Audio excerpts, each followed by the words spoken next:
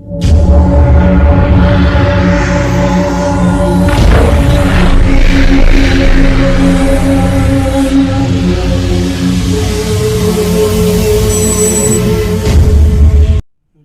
गया।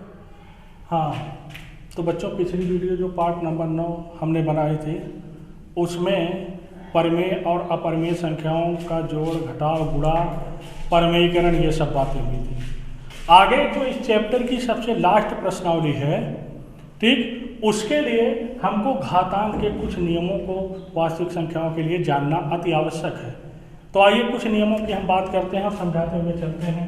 जैसे ये a की घात x गुणे b की घात a की घात x गुणे a की घात y गुणे a की घात z बराबर। देखो जी, अगर कुछ संख्याओं का घात वाली ऐसा गुणनफल है कि उनके आधार आपस में बराबर है, जैसे यहाँ a, ठीक, तो इनका जो हो जाएगा, इनकी घातें आपस में जुड़ जाएंगे, a की घात में x plus y plus z। इसका उल्टा भी होगा, ऐसे इस रूप में तोड़ा भी जा सकता है, ठीक। नंबर 2, अगर ऐसे है a की घात x बटे में गुणे में a की घात y बटे a की घात p गुणे a की घात q गुणे a की घात r, तब क्या होगा? सब में देखो आधार सेम टू सेम है, ठीक, तो आधार तो वही होगा और ऊपर वाले की घातें आपस में जुड़ जाएगी, अंश में जो होगा तो x प्लस y हो जाएगा। लेकिन जो हर में है उनकी घातें माइनस हो जाएगी, तो minus p minus q minus r, उल्टा और सीधा दोनों होगा, ठीक। ये देखिएगा नंबर 3, ये भी अगर a की घात x बटे b की घात x है तो हो जाएगा a बटे b की power x whole power x, क्योंकि घातें सेम है ना, आधार भले अलग है। नंबर 3, 4 उल्टा भी होगा, ध्यान दीजिएगा, उल्टा सीधा दोनों। नंबर 4, अगर a की घात x गुणे b की घात x है तो हो जाएगा a गुणे b की घात x, ये भी जाने रहिएगा, ठीक। नंबर 5, a की घात x बराबर, अगर इसको हम बटे में लिख दें तो घात माइनस हो जाएगी, ठीक। इसका उल्टा नंबर 6, या यही करके ले, या 1 बटे a की घात x बराबर a की घात माइनस x, मतलब इस तरह से होता है। सब सूत्र याद रखिएगा, ठीक।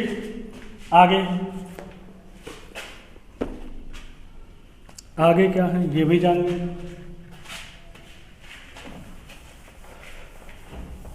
पांचवा, छठवां, a की घात x और पूरे की घात अगर y, ऐसा मामला है तो ये हो जाएगा a की घात x गुणे y, उल्टा सीधा दोनों होता है, ठीक, ये भी जाने रहिएगा। नंबर 7, अंडर रूट a का मतलब वर्ग घात a की घात 1/2 कामा घनमूले 3 का मतलब, जैसे घनमूले a है तो घात 1/3 संख्या वही रहेगी। अगर चतुर्थ मूल है a का तो a की घात 1/4, ऐसे आगे भी तो 7 हो गए। और कुछ नियम हैं, अगर वो सामने आएंगे तो उनको देखा जाएगा, ठीक। हमको लगता है कि इस प्रश्नावली पे जितनी भी चीज़ें थी आधारित, उन सबको बता दिया गया है, ठीक। और कुछ चीज़ें अगर हैं, ये भी हो गया है। एक चीज़ और देखिएगा, 8वां, अगर ऐसा है a की घात m बटे n, तो इसको हम लोग लिख सकते हैं a की घात m गुणे 1/n बराबर, अब ये घात बटे में है ना, ये हो जाएगा अंडर रूट n मूल a की घात m का, समझिएगा ये भी, ठीक। जहाँ पे घातें जो हमेशा धनात्मक 0 से बड़ी हैं, तो इन नियमों को जानिएगा, इन सब नियमों को एकदम याद रखिएगा, लिख करके इसकी प्रैक्टिस रखिएगा। सबका अनुप्रयोग कैसे किया जाएगा ये चीज़ें जानिएगा। ठीक, तो सबसे पहली चीज़ जो होती है इन नियमों को याद रखना।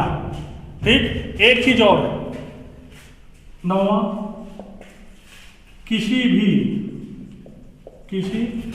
वास्तविक संख्या अगर इसकी घात 0 है तो बराबर 1 होगा, अर्थात a की घात 0 बराबर 1। मतलब कोई भी अगर वास्तविक संख्या पूरे की घात अगर 0 है तो उसका मान 1 होता है। जैसे a कोई वास्तविक संख्या है तो इसकी घात अगर 0 तो इसका मान 1 होता है। मामला समझ में आया? ठीक, अब आइए इसी पे आधारित कुछ क्वेश्चन हमको दिए गए हैं प्रश्नावली 1.6 में, उसको हल कर दें और प्रश्नावली 1.6 हल होने के बाद ये संख्या पद्धति जो चैप्टर है ये समाप्त हो जाएगा। उसके बाद बहुपद होगा तो उसको भी देखा जाएगा। ठीक, तो बहुत ध्यान से आइए प्रश्नावली को हल करें इन्हीं नियमों के हिसाब से। फिर हम एक बार याद दिला दे रहे हैं एनसीईआरटी की राजीव प्रकाशन जो बुक आई है उसमें प्रश्नावली 1.6 ठीक उसी का है। कह रहा ज्ञात कीजिए क्वेश्चन नंबर 1 का पहला, क्वेश्चन नंबर 1 का पहला ये क्या है? 64 की घात 1/2। ठीक, अब यहाँ देखिए घात 1/2 है। ठीक है, यहाँ जो संख्या है ये अगर किसी भी छोटी से छोटी संख्या के घात के रूप में लिखी जा सकती है तो लिख दो, तो बराबर ही हो जाएगा। 64 को अगर हम देखो 2 की घात 6 लिख दें, 2 की घात 6 तो 64 हो जाएगा। इसको तोड़ दिया और 1/2 यहाँ। अभी हमने एक सूत्र बताए हैं कि अगर a की घात x और पूरे की घात y है तो a की घात x गुणे y हो जाता है। उसी के हिसाब से ये 2 की घात 6 गुणे 1/2 घात ही में हो जाएगी कि नहीं हो जाएगी? 2 1 के 2, 2 3 6, ये मिलेगा क्या? 2 की घात 3। अब 2 की घात 3 मतलब 8 आएगा कि नहीं आएगा? तो इम्प्लाइड दैट 64 की घात 1/2 बराबर इतना, यही आंसर हो जाएगा। मामला समझ में आया? ठीक, आगे देखिए, आगे अब सब हल करके चल रहे हैं एक तरफ से हम। ठीक, तुम लोग देखते जाइएगा। दूसरा क्वेश्चन नंबर 1 का दूसरा पार्ट इसी का है। 32 की घात 1/5। इसको देखो, हम 32 को अगर हम 2 की घात 5 लिख दें तो क्या कोई दिक्कत? और पूरे की घात 1/5 तो है ही। 32 को हम 2 की घात 5 लिख सकते हैं ना, और पूरे की घात 1/5 है। फिर उसी से तोड़ ले, 2 की घात 5 गुणे 1/5 हो जाएगा कि नहीं? बराबर 2 की घात 1 हो जाएगा, बराबर 2 आएगा कि नहीं आएगा? तो इम्प्लाइड दैट 32 की घात 1/5 बराबर इतना, ये आंसर हो जाएगा। ठीक, तीसरा इसका देखिएगा। तीसरा भाई जितनी ये बटे वाली घटिया रहेगी उतने के ही रूप में या उससे ज़्यादा के रूप में तोड़ने की कोशिश करिएगा, कम में नहीं, कम में बढ़िया नहीं रहेगा। ठीक, आइए देखें ये क्या है? 125 और इसकी घात 1/3।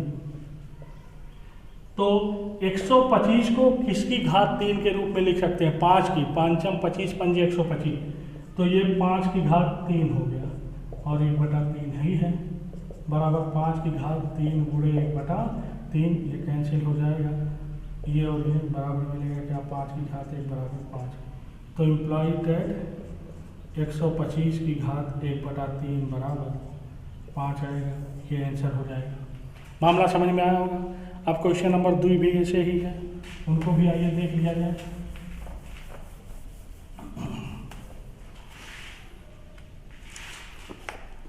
क्वेश्चन नंबर 2 का पहला ठीक क्या है? 9 की घात 3/2 बराबर। आइए 9 को देखो कुछ लिखा जा सकता है, 3 की घात 2 लिखा जा सकता है ना, तो 9 को हम लिख देंगे 3 की घात 2 और पूरे की घात 3/2 तो है।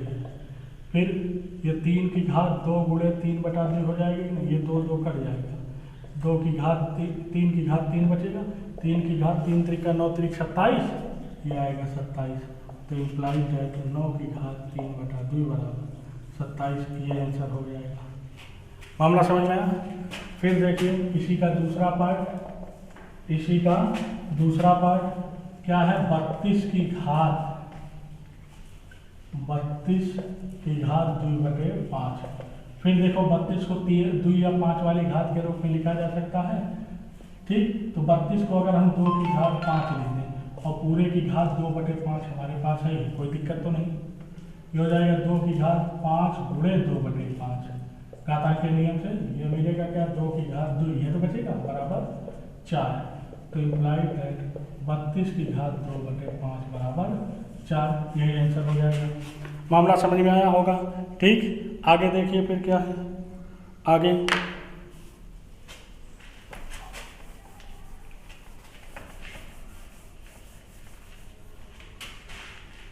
आगे तीसरा इसका पार्ट, ये क्या है, 64 की घात 3/4।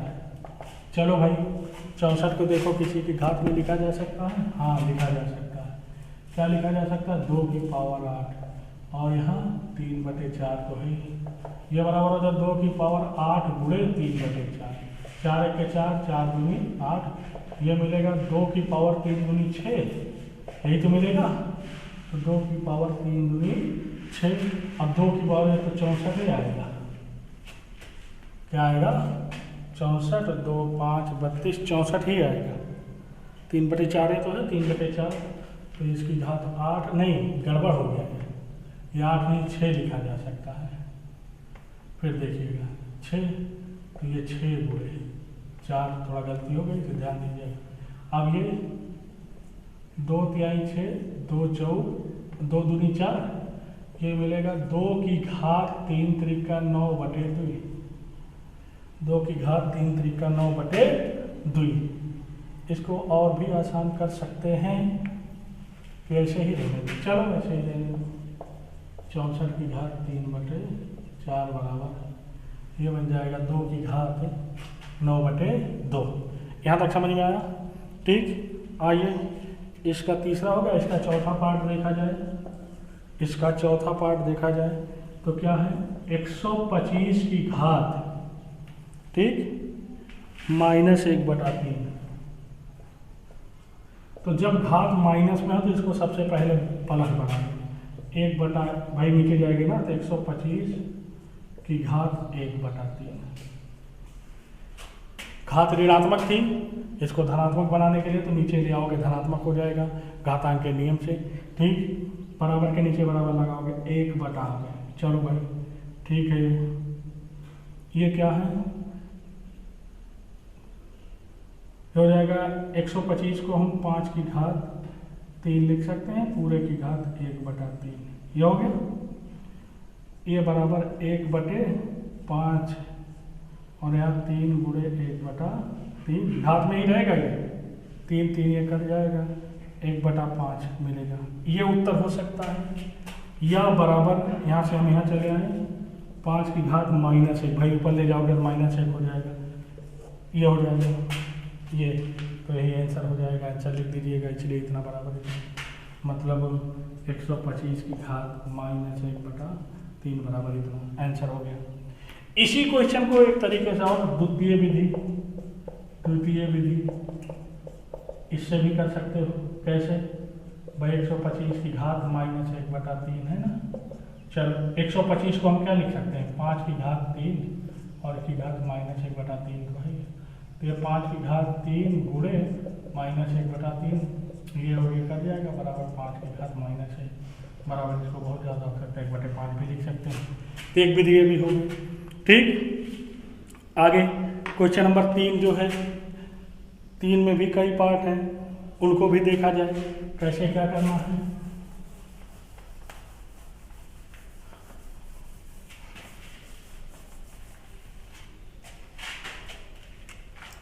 क्वेश्चन नंबर 3 का पहला, ठीक, ये क्या है, 2 की पावर 3/2 नहीं 2/3, 2 की पावर 2/3, ये इंटू है जी, गुणा, जो गुणे वाला है, 2 की पावर 1/5 बराबर।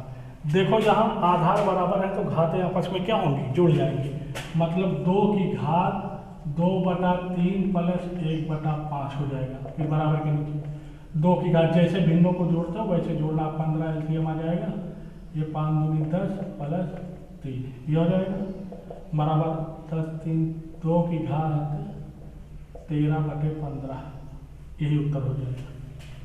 आधार बराबर था तो घातें जोड़नी। अब घातों को कैसे जोड़ा जाता है जानते हो, एलसीएम लेकर के। मामला समझ में आया होगा, ठीक। तो ये हो जाएगा इम्प्लाइड दैट 2 की घात 2/3 गुणे 2 की घात 1/5 बराबर होता है। ये आंसर हो गया, ठीक। इसका दूसरा पार्ट देखिए, वो क्या दिया गया है, 1/3 की घात 3 पूरे की घात 7। याद होगा कि हमने लिखा था कि a/x b/x बराबर a/p की पावर x, ऐसा लिखा था ना इसे। तो इतना बराबर इतना होता, मतलब घात इस पे हो जाएगी और घात इस पे भी हो जाएगी। इसको 1 की घात 7 बटे में 3 की घात 3 है, ये घात 7 इसमें अंश और हर दोनों पे आ गई ना। 1 की घात चाहे जितनी करो 1 के होगा, और ये 3 की घात 3 गुणे 7 बराबर 1/3 की घात 3 7 21 हो जाएगा। बहुत ज़्यादा कर सकते हो, बराबर के नीचे 3 की घात -21, तो इम्प्लाइड दैट 1/3 की घात 3 पूरे की घात 7 बराबर इतना लिख करके आंसर लिख सकते हो। मामला समझ में आया होगा, ठीक। आगे देखिए क्या है,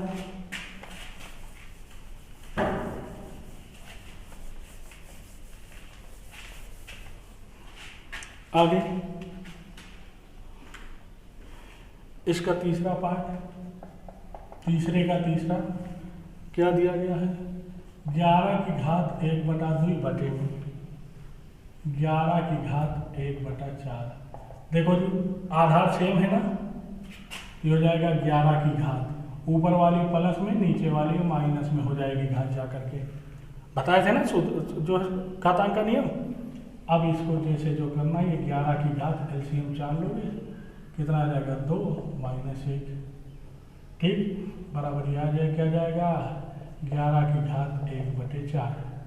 तो इम्प्लाइड दैट 11 की घात 1/2 बटे में 11 की घात 1/4 बराबर इतना, यही आंसर हो जाएगा। मामला ये भी समझ में आया होगा, ठीक। एक और इसका चौथा पार्ट भी है, उसको भी देख लो। 7 की घात 1/2 गुणे 8 की घात 1/2 बराबर 7 की घात 1/2 मतलब वर्गमूल ही रहेगा, ठीक। तो 7 की घात 1/2 ये रहेगा। हाई आपको देखो हम क्या लिख सकते हैं, 2 की घात 3 और पूरे की घात 1/2, ये हो जाएगा 7 की घात 1/2।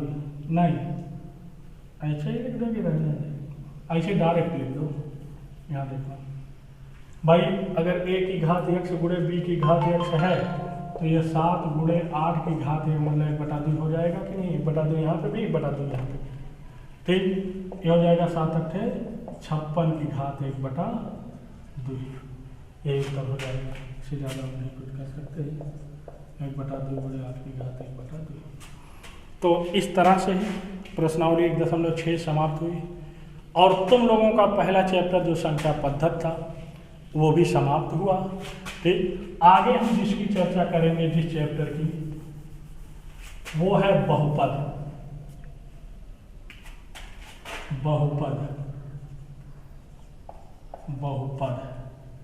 जिसको तुम लोग पॉलिनॉमियल जानते हो, पॉलिनॉमियल, ठीक। तो इसमें जानना क्या है हमको, सबसे पहले चर क्या होता है, अचर क्या होता है।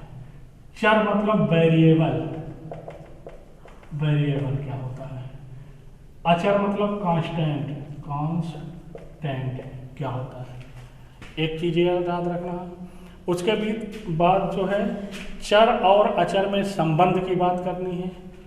चर और अचर में जो संबंध की बात करनी है, तो बात ये आती है कि गणित में संबंध बनाता कौन है। गणित में संबंध प्लस माइनस है ना, गुणा भाग यही बनाते हैं। प्लस और माइनस पदों का बंटवारा कर देते हैं, किंतु गुणा और भाग आपस में इन्वॉल्व हो जाते हैं। तो हम इन्हीं सब रास्तों से होते हुए पहुंचेंगे बहुपद तक। तो इसके लिए तुम लोगों को इंतज़ार करना पड़ेगा अगली वीडियो के, क्योंकि समय जो है थोड़ा सा बचा हुआ है, ऐसा नहीं है कि नहीं, थोड़ा नाम मात्र समय है। ठीक, उसके पहले एक बात ध्यान से सुन लेना, जो संख्या पद्धति चैप्टर पढ़ाया गया है कायदे से इसकी विधिवत तैयारी करिएगा। हर नियम को, जितने भी नियम बताए गए हैं जानिएगा, आगे उसका ज़बरदस्त तरीके से यूज होगा। ठीक, अब ज़्यादा टाइम नहीं लगेगा, अब तेज़ी के साथ हम लोग जो है कोर्स करते चलेंगे। तुम लोग समय लॉस मत करिएगा, पढ़ाई साथों साथ करिएगा। ठीक, तो मिलते हैं फिर हम अगली वीडियो में।